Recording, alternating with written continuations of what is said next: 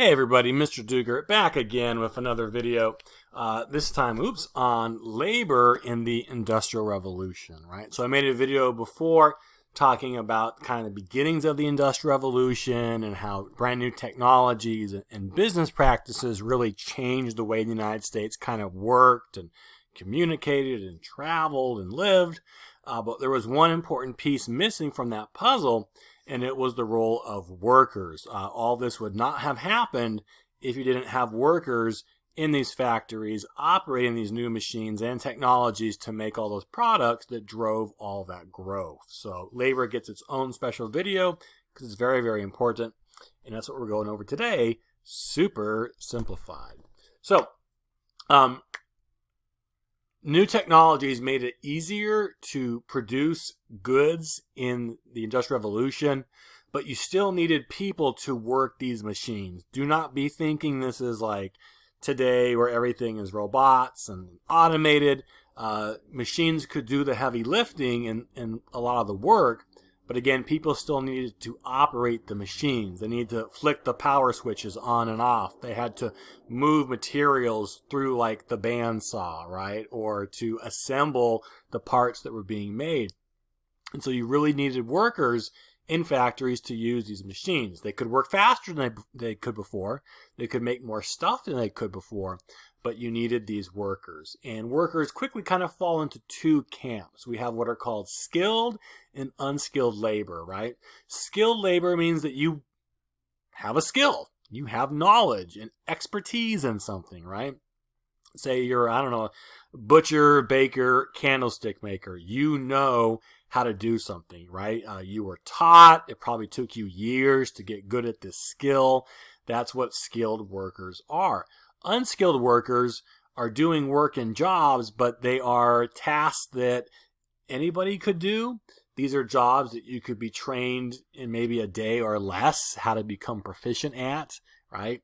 Again, if you're working like a bandsaw, right, all you really got to do is know how to power the machine on and then how to safely, like, you know, make your cuts with the wood and stuff like that, right? So it's a little different compared to like a carpenter who has to know how to not only like measure the wood and make the cuts with the wood, but also to assemble and to glue and read blueprint and measure. It's a very different type of person to do those jobs.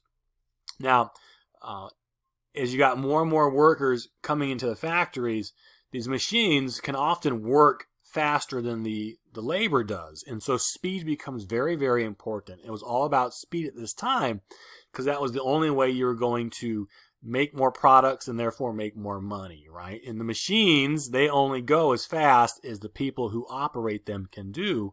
And so there's a lot of drive to be working long hours, taking very little breaks, and just always being very busy and not wasting like any time. Time is money. That's where that expression comes from.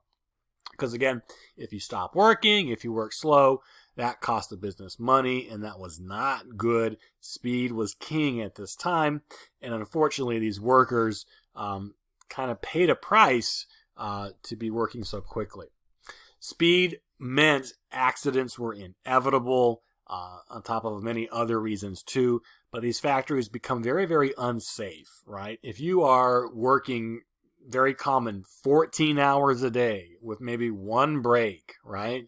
After a while, you get tired, your mind goes numb, your muscles get sore, you get sloppy, you make mistakes, you get lazy. But if you're working next to bandsaws, molten iron, big exposed machinery, it's very easy to make accidents, to get hurt, or even killed if you make a mistake. And that, again, kind of happened at this time.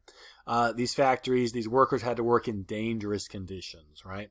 Long hours for little pay. And if you got injured at the time, hey, that was your fault. You weren't paying attention, right? You weren't using the machine correctly. You made the mistake. The machine doesn't make a mistake. It can't.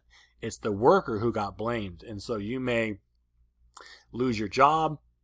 You may, be fired. And there really wasn't much pity that came your way. You should have been on top of your game. You should have been paying more attention, right?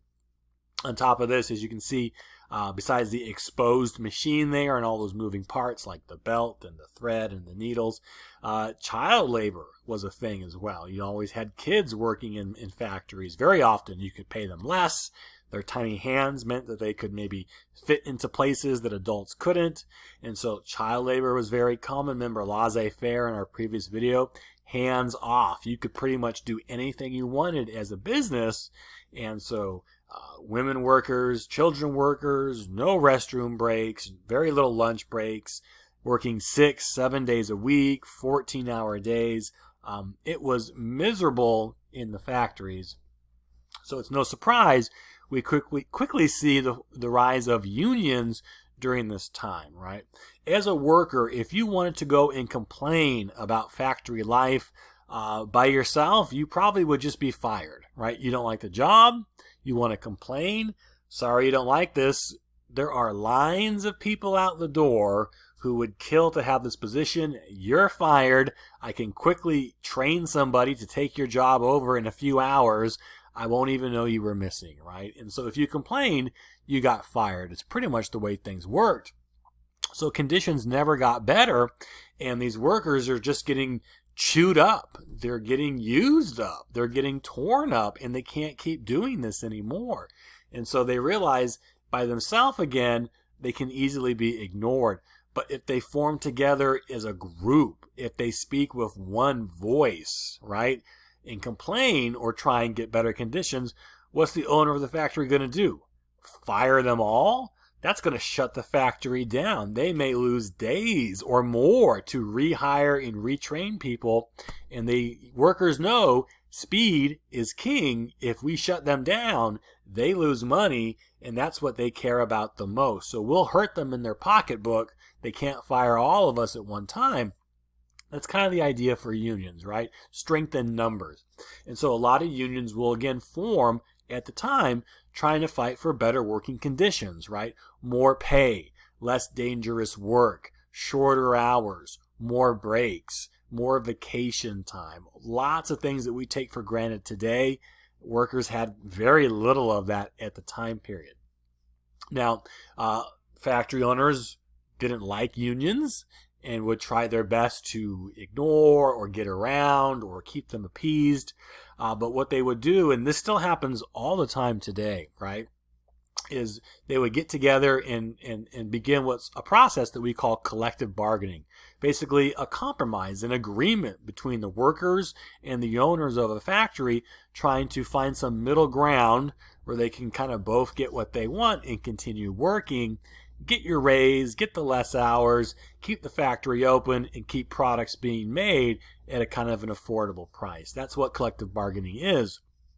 However, sometimes this didn't work, and so the union would sometimes have to go on strike, which we'll get to in the next slide. But this still happens today. We hear about it a lot in the sports world. If you pay attention to the big sports like your NFL, NBA, MLB, the players all have unions because there's a lot of money involved, and some sports can be very dangerous like football. And so the players get together and they speak with one voice to try and get, better salaries, safer conditions, a bigger piece of advertising and marketing.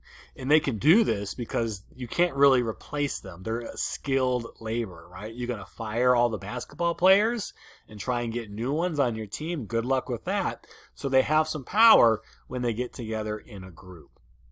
And again, sports is where we kind of see this most. But sometimes collective bargaining failed. Again, the owners really weren't happy trying to meet with the workers. In their view, you didn't like the job, leave it or quit. A lot of times unions were illegal and outlawed. If they found out you were part of a union, they could fire you. They would try and antagonize and dissuade unions from meeting, and just kind of do everything in their power to stop them from forming. They were scared to death of unions because it took power away from them, right? When collective bargaining failed, when you can't reach an agreement, when the union is unhappy and can't get what they want, well, what are they going to do, right? I guess they could quit their job, but that's the whole point. They want to keep their job and they want to try and make it better. The owners aren't really gonna fire them if they don't have to, but just keep working and just keep sucking up these terrible conditions. So when collective bargaining failed, unions had one last weapon, and it really is a weapon. You wouldn't do it with no reason. But that was a strike, and that was where the workers aren't quitting, but they all agree just to stop working. We will stop working until we get those better conditions we want. Again, that shuts the factory down. That takes money out of the owner's pocket, and maybe that might get their attention. So strikes were kind of the last straw. It's like a scorched earth policy. Workers aren't getting paid. They're not clocking in. They're not getting hours, so they hurt. But the factory shut down and the owner isn't making money either, so we're going to bring them down with us until they kind of give us what they want. So you see a lot of strikes at this time, and that's the reason why you have them. Owners would do often anything they could to stop strikes. Some strikes become very, very violent. And in your history classes, you might learn about a couple of them. There's some that are more famous than others. The Haymarket riot, the Pullman strike are famous because these are strikes that ended up becoming violent, where there was actually bloodshed. Workers and factory owner goons, I guess is what I'll say, end up going to blows and attacking and shooting and killing each other over these jobs and these working conditions. So it got kind of out of hand. It got very, very violent sometimes as the owners tried to break these strikes to force the workers back to work. And again, the workers would do all they could to resist and not go back till they got what they want. So again, strike is kind of like a staring contest. Who blinks first? Do the workers go back to work and accept the bad conditions? Do the owners give in and give them what they want? Or do we just keep things closed and nobody makes any money and nobody wins, right? So strikes is a weapon. They were used. It's a means of last resort, but it's kind of a way to force change when you couldn't compromise and get it the other way. All right, so just to wrap up very quickly here, there's many labor unions that you learn about in Industrial Revolution. The two big ones that usually come up are called the Knights of Labor and the American Federation of Labor. All right, the Knights of Labor is famous because it was one of the very first unions to be formed. It was led by a guy named Terence Powderly. You can see his photo right there. And the Knights are interesting because they welcomed all workers into their union. It didn't really matter who you were, right?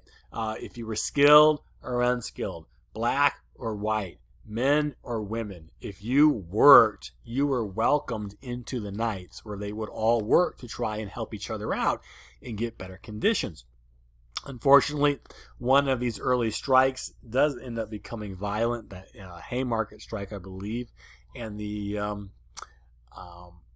Knights get blamed for this. They get a lot of bad publicity. I think someone snuck in a bomb, and I think maybe some police officers were killed in a strike. Not a good look to if you're trying to fight for better working conditions. If you are made to be seen as violent and anarchist, is kind of what they were painted as. So the Knights don't last very long because they get branded as kind of violent and reckless and troublemakers. But that idea is a strong one, and many other unions will follow suit. The other one we talk about mainly is the American Federation of Labor, the AFL. The AFL is still around today. It's one of the oldest and most powerful unions around. It was led by a guy named Samuel Gompers, and they're a little different than the Knights. They were a little more seclusive, right? They worked for protecting only skilled workers. The skilled ones were the ones who were getting hurt the most at this time.